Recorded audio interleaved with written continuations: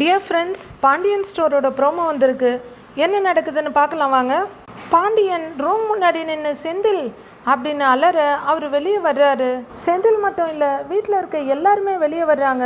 பாண்டியன் விட்ட பலாறு அறையில் செந்தில் சுழண்டு போய் தடுமாறி விழப்போக, அப்பா என்னப்பான்னு சரவணன் தாங்கி பிடிச்சிக்கிறாரு. ஏண்டா லஞ்சம் வாங்கினியா அப்படின்னு பாண்டியன் கேட்க அவர் முகத்துல இடி மின்னல் எரிமலை பூகம்பம் எல்லாம் சேர்ந்து தெரியுது. பயங்கர கோவத்தில் இருக்க பாண்டியன் பலார்னு அறையிறாரு. இப்போ அவர் செய்யற இந்த வேலையை பணம் கொடுத்து வாங்குற அன்னைக்கே, அதாங்க வேலையை வாங்குற அன்னைக்கே செஞ்சிருந்தாருன்னா கண்டிப்பா நல்லா இருந்திருக்கும். ஆனா பணம் கொடுத்து வேலை வாங்கின விஷயமே பாண்டியனுக்கு கொஞ்சம் நாள் கழிச்சு தான் தெரிஞ்சுது. அதுலயும் செந்தில் ஏகப்பட்ட கோல்மால் பண்ணியிருக்காரு. அரசி கல்யாணத்துக்காக வச்சிருந்த பணம் அதை கொடுத்து அவர் வேலை வாங்கிட, மீனா சத்தம் இல்லாமல் லோனை போட்டு அவருக்கு கொடுத்து, மீனாவுக்கு அவர் தோட்டத்தை வைத்து பணத்தை கொடுத்துன்னு அதுலேயே ஏகப்பட்ட தில்லுமுள்ளு நடந்தாச்சு. ஏற்கனவே நொந்து நூடுல்ஸ் ஆகி பயந்து போய் கிடந்த செந்தில், அப்பா இனிமே நான் எந்த தப்பும் பண்ண மாட்டேன்ப்பா, லஞ்சம் வாங்க மாட்டேன்னு கதற, இனிமே இந்த வீட்டில் நீ இருக்கணும்னா நான் சொல்கிறபடி தான் கேட்டாகணும், நான் சொல்கிறத உடனே செஞ்சாகணும்னு சொல்ல ஆன்னு பார்த்துக்கிட்டு இருக்காரு. மீனா இதெல்லாம் பார்த்து அதிர்ச்சியோடு நின்றுட்டு இருக்காங்க. மற்றவங்க விஷயம்னா உடனே ஓடி போய் ஊரு பூரா பரப்புற மீனா கோமதி தூண்டி துருவி கேட்டதும் சொல்லிட்டு, யார்கிட்டையும் சொல்லிடாதீங்க அத்தன்னு அதுக்கு ஒரு பூட்டு வேற போட்டு வைக்கிறாங்க. என்னதான் மூடி வச்சாலும் ஒலை கொதிச்சா தட்டு கீழே வந்துதான் விழும்.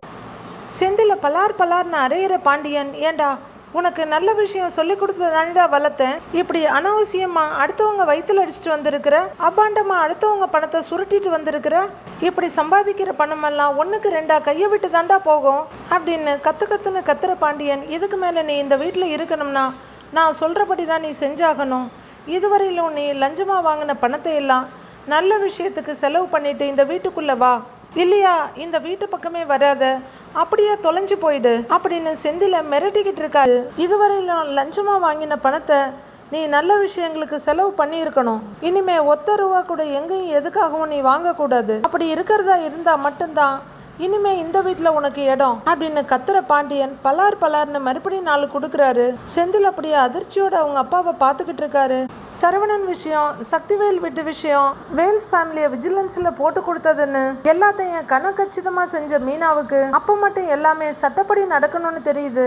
இப்போ அவங்க புருஷன் கட்டுக்கட்டா பணத்தை லஞ்சமாக வாங்கிட்டு வந்து சத்தம் இல்லாமல் வீட்டில் அடுக்கி வச்சிருக்க, நான் உங்ககிட்ட பேச மாட்டேன்னு முகத்தை மட்டும் தூக்கிக்கிட்டு இருக்காங்க. இப்போ சட்டம், அதிகாரம், நேர்மை, நியாயமெல்லாம் மீனாவுக்கு எங்கே போச்சுன்னு தெரியல.